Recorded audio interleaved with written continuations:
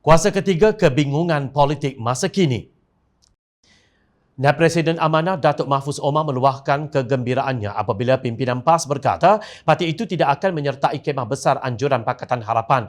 Dia berkata demikian dalam satu ciapan di Twitter. Alhamdulillah, elok sangat PAS tak sertai kemah besar. Jika tidak, busuk sekemah macam plastik sampah lori tak mai ambil 2 minggu. Inilah ibarat PAS, parti yang tidak boleh dipercayai. Terdahulu, Pengarah Pilihan Raya PAS Pusat Datuk Seri Muhammad Sanusi Muhammad Noor menegaskan bahawa partinya tidak akan menyertai kemah besar Pakatan Harapan walaupun telah ditawarkan.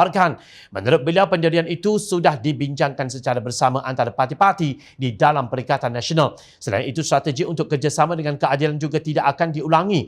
Memandangkan PAS telah merasainya selama 20 tahun termasuk ketika membentuk Pakatan Rakyat. PN bincang untuk benda itu. PAS telah buat keputusan untuk tidak menyertai. PAS menolak rancangan itu. PN ini kalau PAS tidak turut serta, dia pun tidak cukup. Tidak boleh pergi. Pergi tak cukup, kerusi nak buat apa? Baik tak payah pergi, katanya. Seperti dipetik Astro Awani. Beliau juga menegaskan menolak rancangan untuk menyertai Pakatan Baharu melibatkan keadilan sama ada tanpa DAP atau bersama DAP. Ini bermakna kenyataan Timbalan Presiden Amanah Datuk Seri Salahuddin Ayub bahawa Pakatan Harapan tidak menolak untuk bekerjasama dengan mana-mana parti termasuk Bersatu dan PAS telah dibangkul sampahkan. Justru pilihan raya umum ke-15 tidak mungkin melahirkan pertempuran 1 lawan 1 mahupun 3 penjuru. Ini kerana masih ada sekumpulan parti lain yang juga akan turut serta dalam pilihan raya umum itu nanti.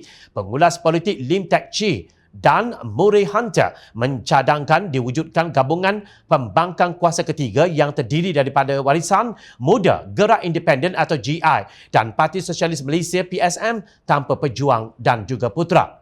Alasannya, 4 parti tersebut bersifat berbilang kaum dan mereka mampu menawan golongan B40 serta pengundi muda. Bagaimanapun, penganalisis dilaporkan kurang bersetuju dengan gesaan mewujudkan gabungan seumpamanya pada pilihan raya umum akan datang. Frame Malaysia Today memetik pandangan Profesor James Chin dari Institut Asia Universiti Tasmania sebagai berkata kuasa ketiga ini tidak mempunyai masa yang cukup untuk menyiapkan dan menjual idea. Mereka sekiranya pilihan raya diadakan tahun ini. Ini kerana kuasa ketiga ini berkemungkinan akan bersaing dengan kerusi yang kini dipegang oleh Pakatan Harapan.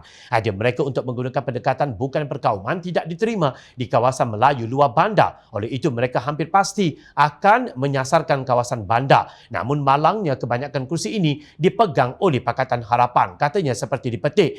Penganalisis Dr. Awang Azman Pawi dari Universiti Malaya pula berkata, Pakatan Harapan akan mengalami kerugian paling banyak daripada kemunculan kuasa ketiga.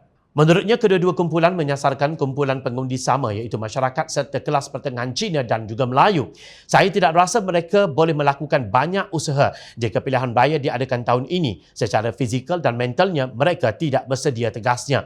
Oleh kerana mufakat nasional sudah mati dan PAS akan bersama Bersatu dan Gerakan dalam Perikatan Nasional, maka mereka akan mewujudkan satu kelompok yang akan menentang Barisan Nasional dan Pakatan Harapan. Justru mana-mana parti kecil lain termasuk Pejuang dan juga Putra serta kumpulan yang kononnya disarankan membentuk kuasa ketiga hanya akan jadi pengacau yang memecahkan undi pembangkang dan memberi kemenangan kepada Barisan Nasional. Kumpulan ini juga enggan bekerjasama dengan Pakatan Harapan, kemungkinan besar akan mengumpul telur sahaja pada pilihan raya umum ke-15. Jika pemimpin parti-parti ini benar-benar tidak mahu Barisan Nasional meneruskan kuasa hegemoni, selain amalan korupsi yang berpanjangan, anda tidak ada pilihan selain bekerjasama dengan Pakatan Harapan. Peribahasa Melayu menyebut yang bingung jadi makanan yang cerdik.